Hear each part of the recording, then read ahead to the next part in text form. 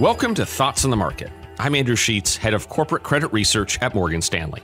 Along with my colleagues bringing you a variety of perspectives, today I'll be talking about correlations and why they're currently so important to markets being calmer than they would otherwise be.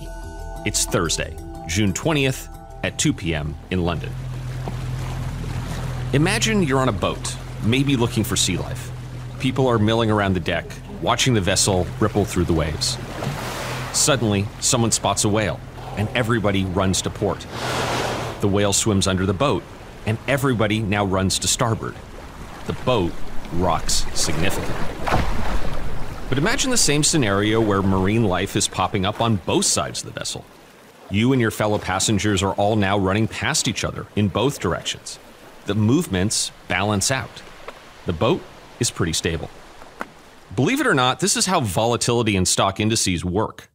The individual passengers can be thought of as individual stocks, and how much they're each moving around can be thought of as each stock's volatility.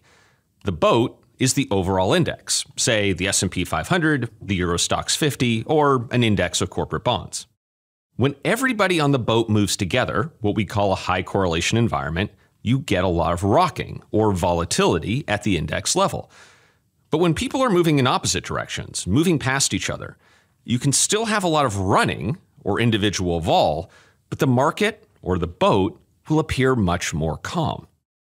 That is exactly what's been happening, especially last week. Stocks within the S&P 500 are moving with unusual independence from each other, running to opposite sides of the boat, with the lowest such correlation in almost 20 years. That is a big reason why, despite all the volatile headlines out of Europe and more stocks falling than rising in the US, the overall market has been surprisingly calm and going up. Even in Europe, this phenomenon of low correlation has really helped.